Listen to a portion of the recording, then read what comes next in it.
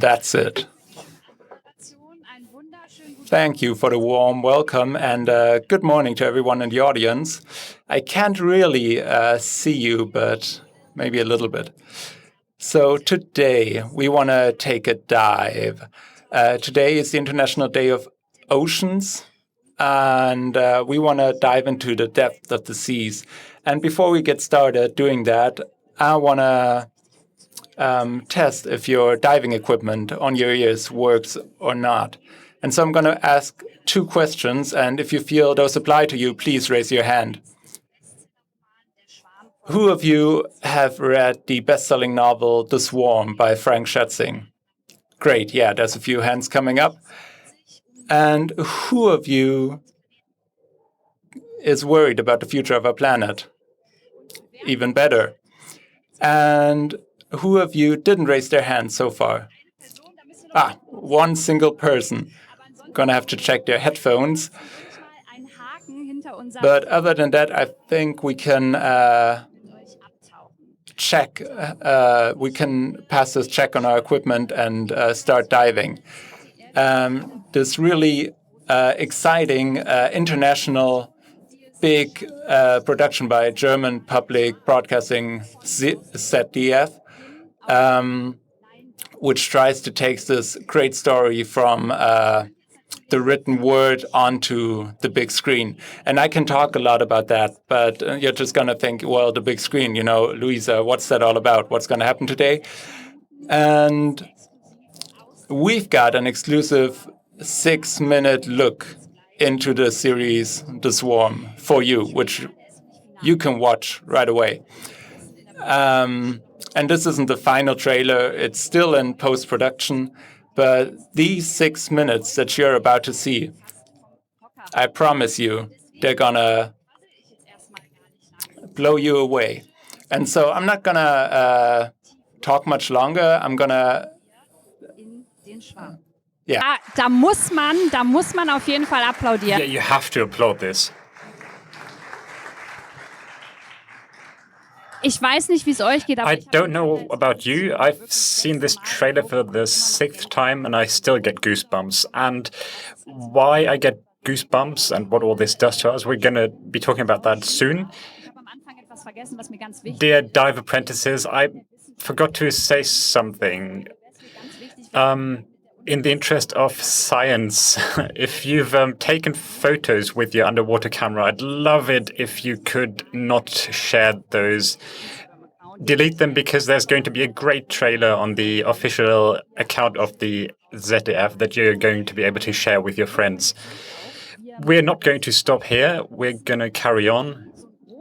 We want to know how a huge project like this comes together and what challenges people face. I've invited some interesting guests, and here with us is going to be the polar and marine biologist, Dr. Antje Boetius, the producer and Game of Thrones icon and showrunner of The Swarm, Frank Dolger, and the director without whom this wouldn't have been possible, Barbara Eder. And please, all of you, join me up on the stage.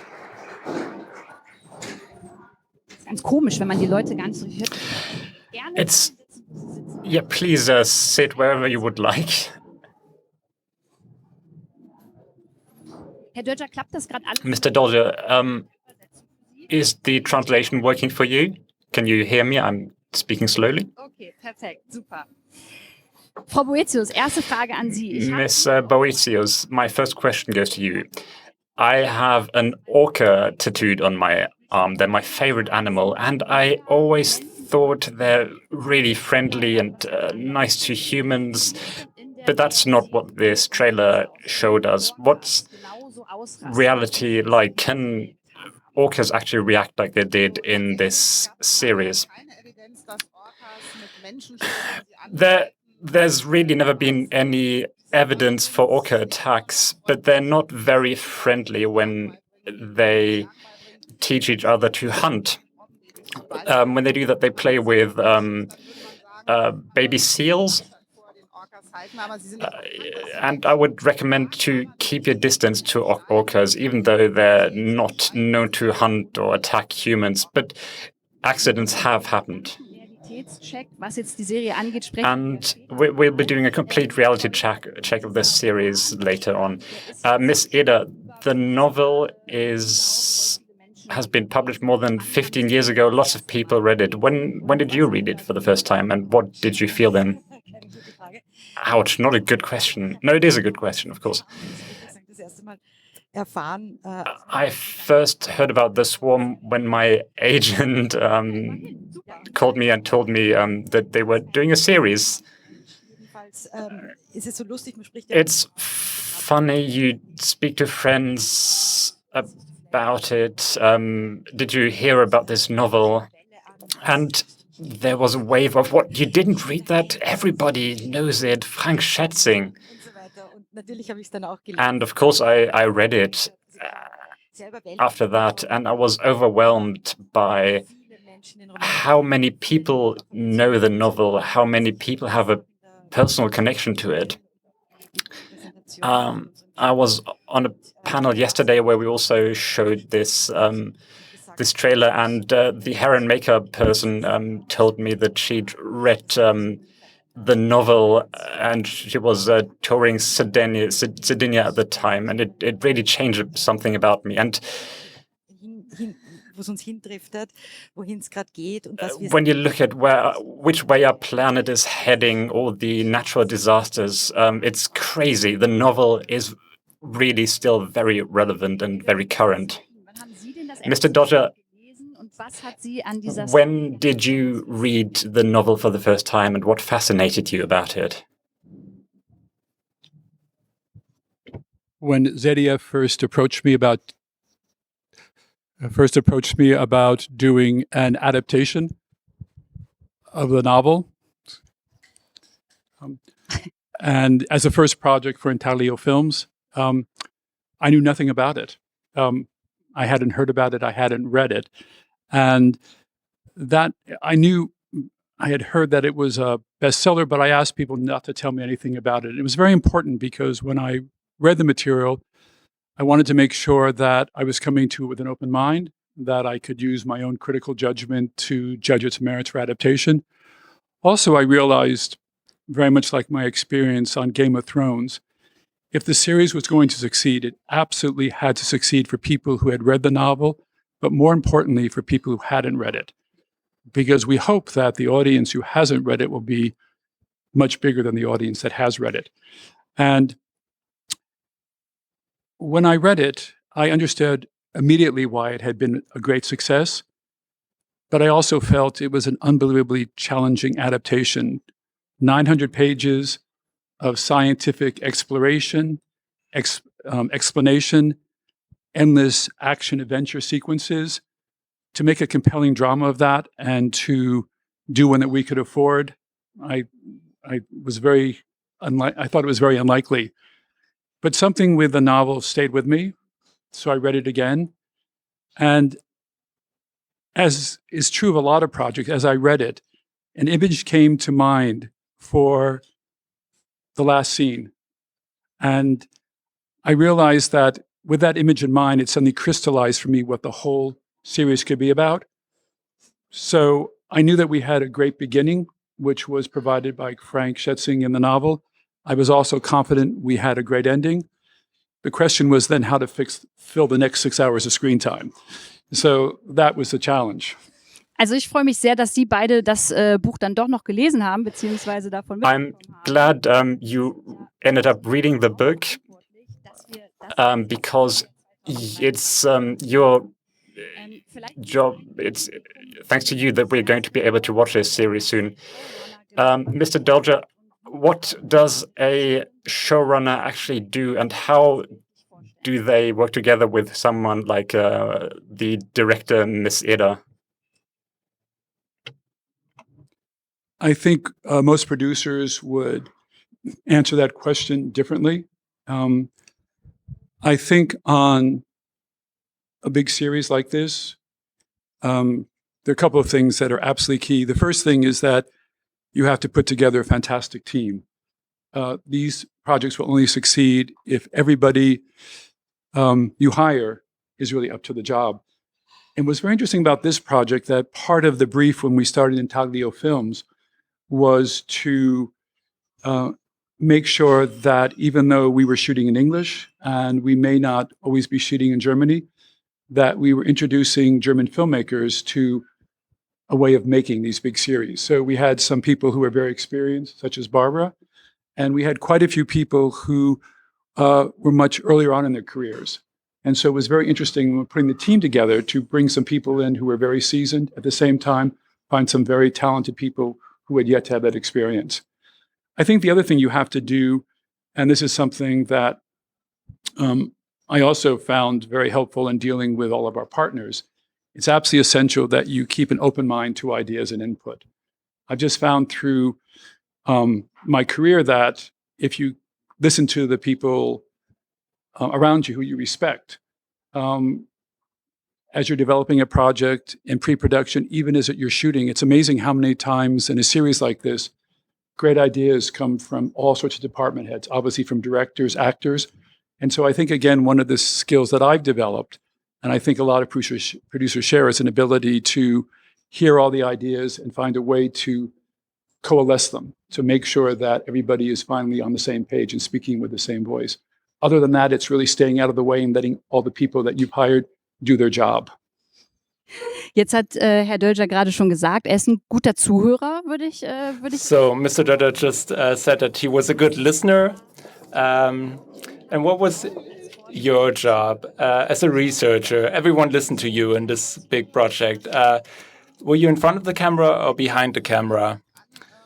Well, from the beginning, I was allowed to help fill these 6 hours between the beginning and the end. This sort of new view on science, and I'm really grateful for that. In the book, there's so much stuff, but it could have gone many ways, but now I think it's really a sign of our times. Us as scientists, nerdy, we're researching, we're not able to express ourselves so that other people understand. But now we really become action heroes. Because what we experience right now, not just in the book, it's all about knowledge, about having knowledge, about being able to do something with knowledge.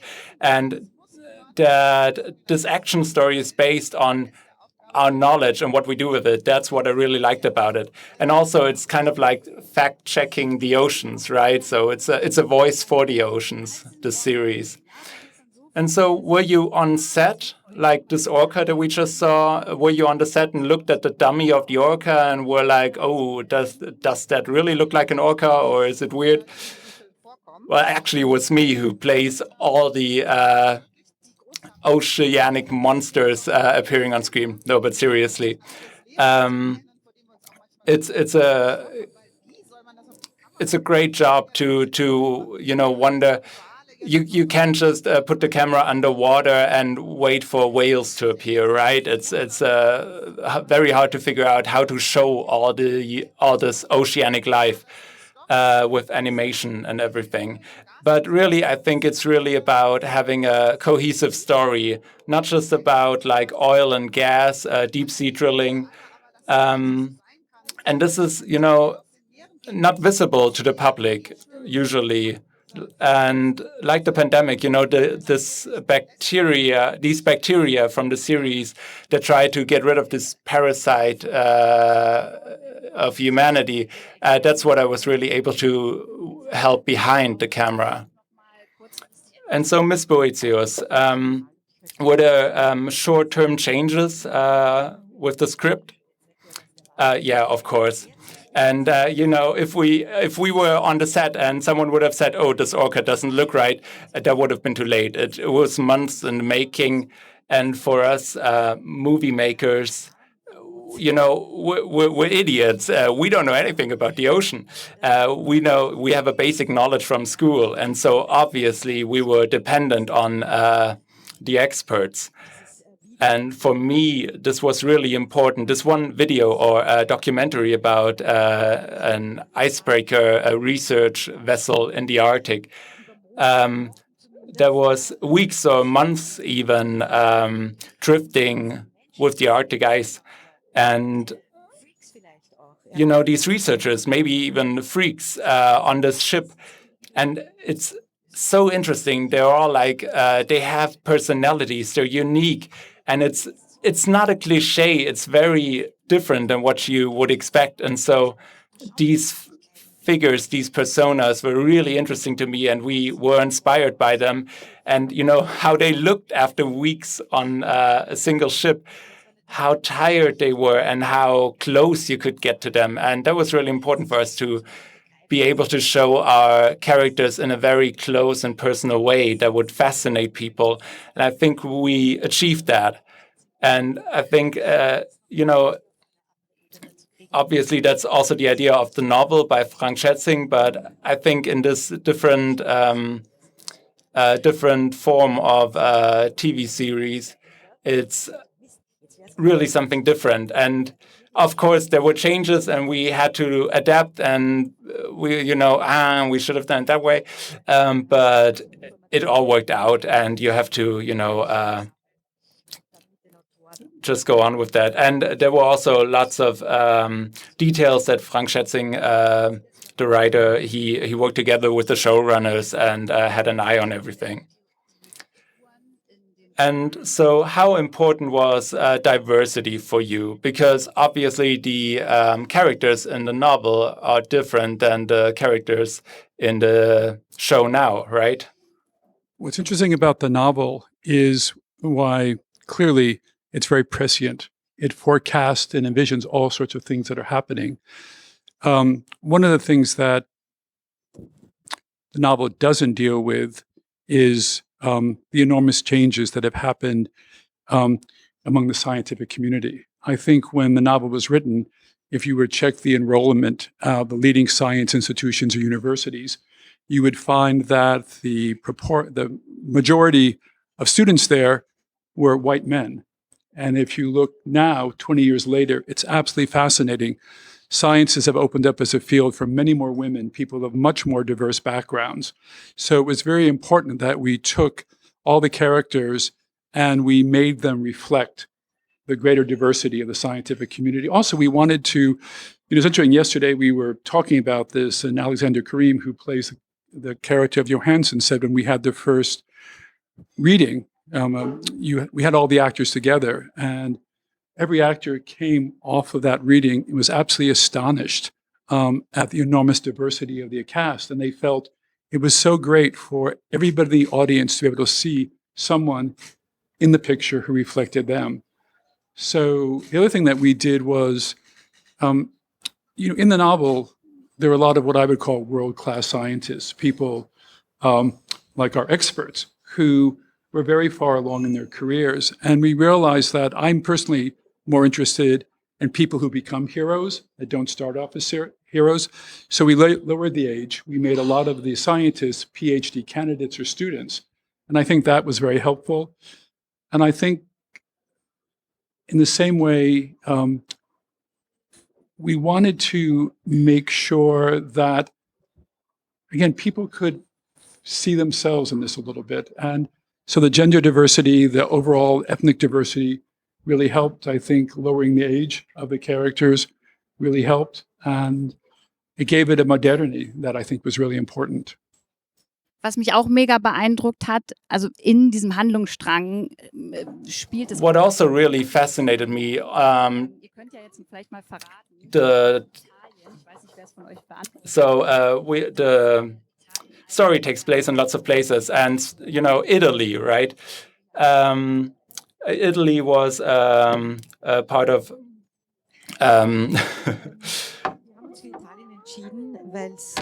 Yeah, we chose Italy to film lots of different scenes during the COVID pandemic because it wasn't possible to travel a lot.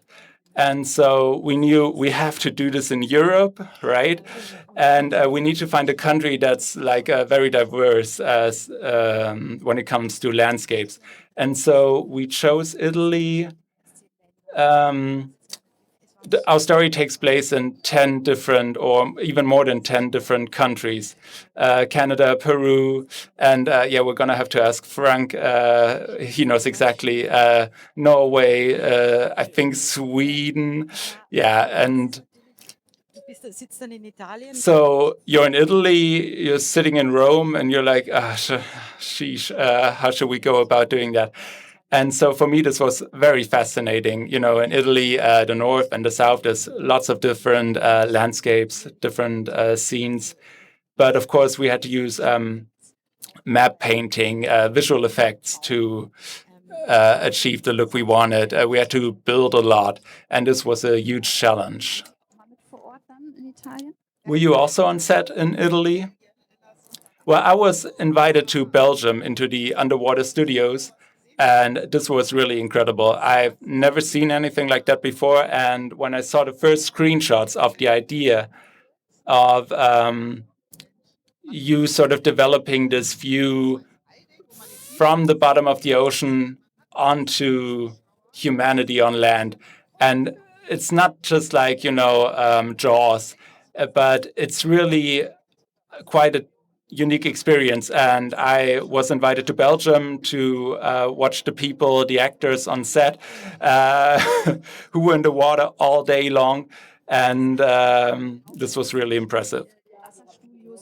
And so there was the main part. Every time we see something underwater, we know that this was shot in Belgium, in Brussels. Partially. So we also were on real vessels underwater on the open sea, but most parts were shot in this underwater studio in Brussels. Lots of security personnel. The water is very warm, and this is really great. You can control the water, you can control the lighting, and you can have this artificial sunset if you want to. And the waves and how the sea looks, how much should it move, how clear, how unclear should it be. And so this, the feeling that you want to achieve is really, you can control a lot of that. But it was very, very hot. Of course, then there's the divers, who...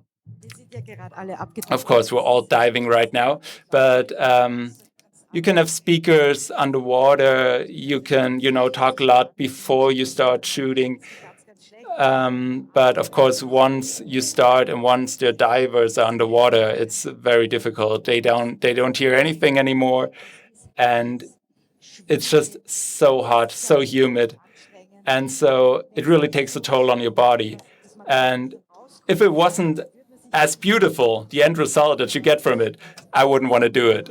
That's just the way I see it. But really, these images, these scenes that we were able to produce there, it's really fascinating. It's great. It's awesome. And it's a unique possibility to even achieve that on film. Mr. Dötter, in an interview, you once said that The Swarm has everything that, makes a great monster movie. What exactly do you mean by that? Well, first of all, you have a monster.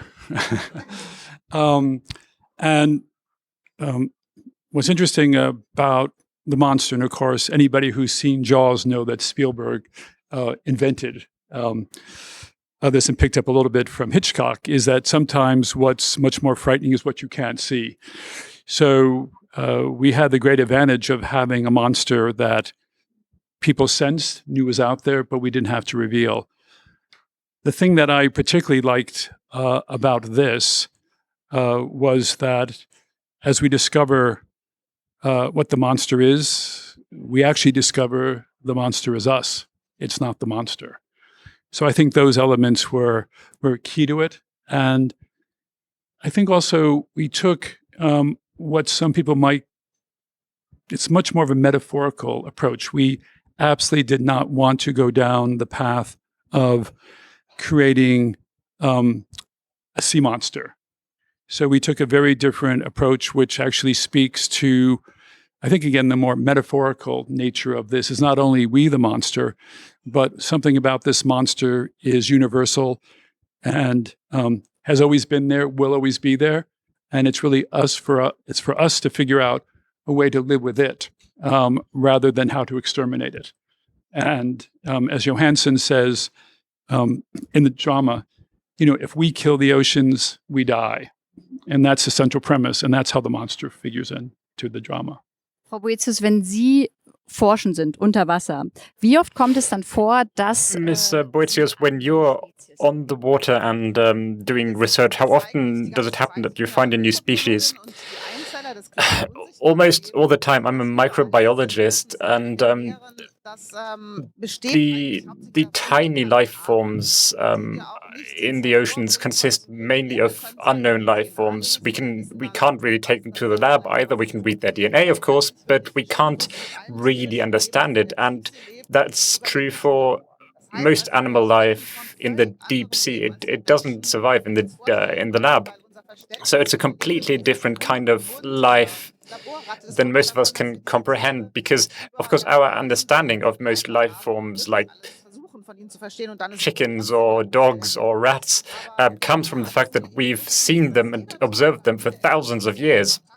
But in the sea, we know that each dive means finding unknown species. What was it like in production? This swarm intelligence, Ms. Eder, and getting this into the TV show, how did it work?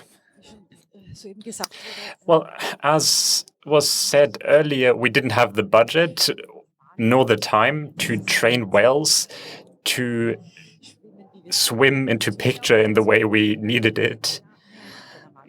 I mean, I would have liked to see a whale, but it's not possible. So we used computer animation and visual effects.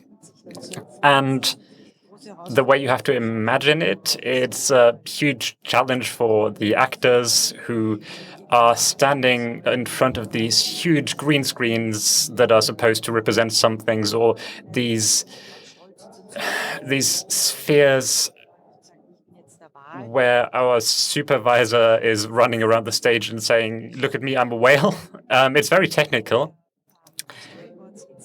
The storyboards are drawn weeks in advance, and then those get changed. Every picture that contains any kind of visual effects is budgeted. It's estimated or quoted, is that the right amount of money? And at some point you shoot it, and it's of course very technical. So the challenge for the actors is to stay in their emotions. But of course, they've learned this and learned to imagine the whale or the worms or the crabs. Let's get to the scientific part, because I'm sure that's what most people are interested in. And of course, the TV show is supposed to teach people something as well. The novel, The Swarm by Frank Schätzing, how scientific was it actually, and how much work did you have to put into it? The book in 2004 was such a hit because it came out right when we discovered these huge amounts of methane, but also when we noticed things going wrong with the seas, all this dirt and slime in the seas. And of course, the crazy thing, and it's true, is that this book taught people this new knowledge. I discovered these methane-eating microorganisms on the sea floor and tried to give talks about it, and was wondering how I was supposed to explain this. But of course, even the smallest people in my audience knew about gas hydrate, and they knew about tsunamis, and understood that when the sea retracts for several minutes, I have to get off the beach. Of course, it's fictional in part, but it consists of all these facts that are plugged into each other. Also, these mass migrations of crabs, and that's Schätzing's method. we've updated it, but aggressive swarm behavior, information about Vibrios, all these things exist, and it's coming to the forefront again. And I think it's great because this fiction is going to reach more people who want to know what's happening to us, what's happening with the seas. You talked about parallels between the TV show and reality. Did you understand that before shooting, or did it change after you shot it, that these parallels to the here and now exist? The parallels to the here and now were absolutely forefront from the beginning of the scripting process. And one of the great advantages you have on a miniseries, particularly something that's in development for so long, is that as ideas change, as information changes. I'll give you one absolutely essential example. In the novel, there's a plot that revolves around the search for new oil and gas drilling sites. And the fight over where you drill, how you drill, that fight has been going on for decades. And it was in the original draft. And about a year before we started shooting, I happened to see an article in Atlantic magazine which said about the fight for the future. And the future is about the mining of the deep sea for minerals. I knew nothing about this. I read this article and was absolutely horrified. What scientists were saying would be the effect of mining for all the minerals that are basically in our cell phones, in our computers, in our watches. This would do immeasurable damage, irreparable damage to the seafloor. And so what we decided at that moment was to remove the plot about oil and gas drilling and replace it with this. And that had a couple of very important ramifications, one of which it made the story not only current, but looking forward. As it turns out, I think this year and next year, there are a huge number of licenses which are being debated whether or not companies will be allowed to drill. And I think the scientific community is united in trying to fight that. The other thing that I think, again, so it gave it an urgency that it didn't have before. So that was an example of how if you keep yourself open to changes and you can adjust as you go, I think the project benefits. But it always was intended to make sure that it actually reflected. You had to simplify, and you had to make it comprehensible, but we had to make sure it was accurate to the reality of what was going on in the world of science, because our scientists need to be credible as well. Was wirklich so toll ist, ist, dass, und so viel Zeit hat man ja oft gar nicht. What's great, and you don't normally have this amount of time, but we made sure that these new pictures from the oceans that haven't even reached most science books, that we have them in the series with these huge trucks on the sea floor. And I think this is a new kind of cooperation in media, even if it's fiction, but it shows us a future that might be and that you might want to object to. Miss Eder, this fictitious series, how is it going to change how people approach our planet? Oh, hugely, I think. We as a team, when we made this film, talked a lot about it and looked things up at home at night. And then this cameraman told me he wouldn't eat fish anymore. And each and every one of us had these moments where we thought, oh, I got it now. And of course, it's entertainment, but you still learn something. You learn something emotionally as well. Lots of things touched me, and I was thinking, do we really have to do that? Why don't I start? Why don't I change something in my life? And at least see the big picture. And of course, what fascinates me about the swarm is that you see how everything is connected. Everything is connected. Each little detail that I change, it changes something, and that's the message of the swarm.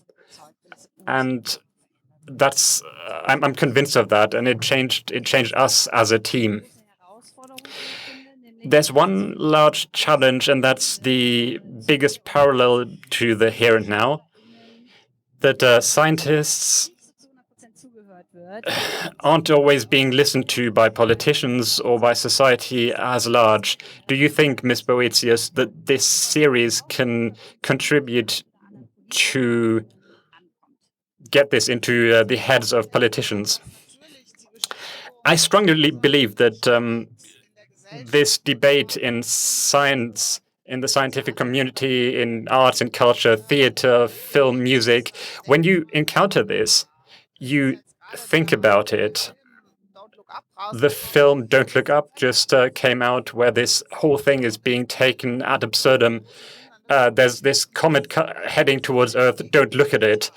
And it talks about this behavior that we see in everyday life in a more intelligent form, in a more challenging form, because the scientists take it to the United Nations and tell them, listen, you have to listen to us. So they find a path. We have to find a path where we can say we're all talking about our science, about a collective future. It's something that we do very well in this film, and that's also in the book by Mr. Schätzing. Politicians have to listen to us, and the more loudly, more clearly we communicate why we have to be listened to, the bigger our chances. The two of us are dressed in blue, because it's a day of the oceans. Miss Boetius, can you explain to us, please, why the oceans are so important to us as humans? Well, I'd kind of be sabotaging my talk on stage one later on about the future of the oceans, but the oceans are the reason why we have life on Earth. Without our ocean, because essentially there only is one, it covers 70% of the surface of the Earth, 90% of livable space, 30% of the thermal mass of the Earth. You have to think about the sharks that are currently being threatened by extinctions are older than trees.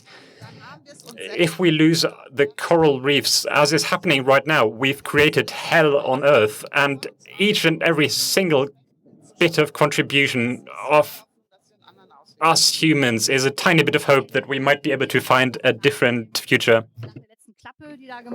So when the last scene was shot and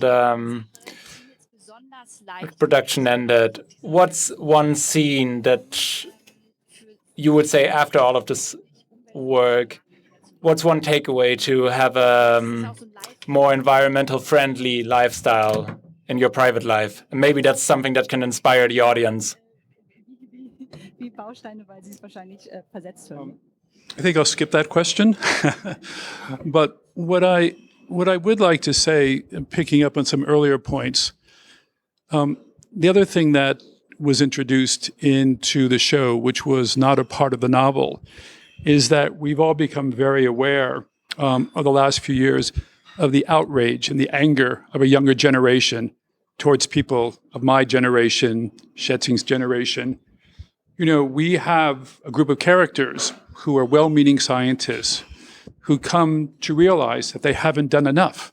They wrote papers, they would speak on panels, they would probably write checks to certain causes, but the fact is they've failed. My generation has failed. Anybody who's probably over 20 in this audience, you're part of a failed generation to take this seriously. And the only thing that's going to really change is if the generation coming behind us, the generation who realizes that their future is at stake.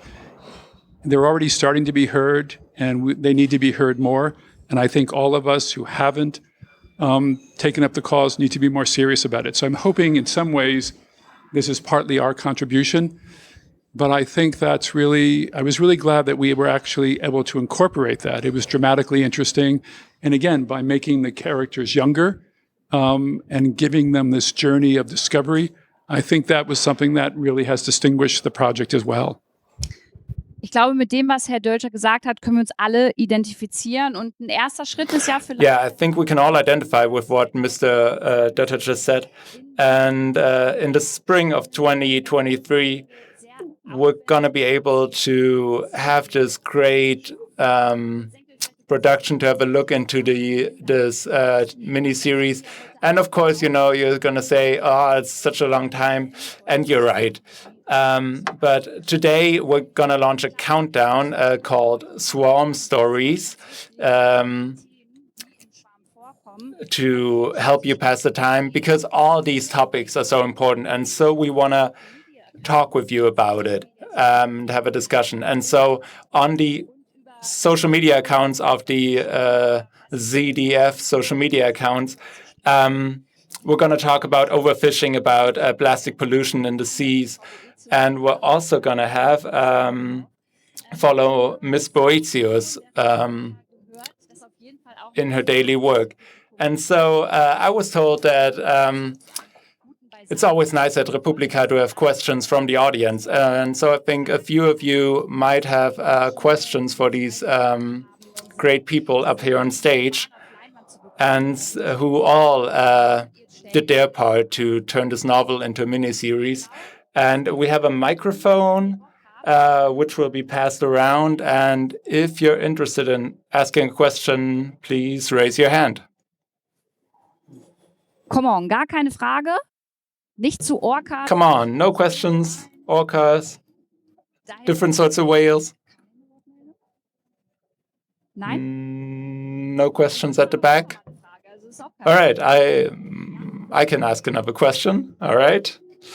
Dann finde ich, dass ich einfach noch mal die letzte Frage. Yeah. So, the last question.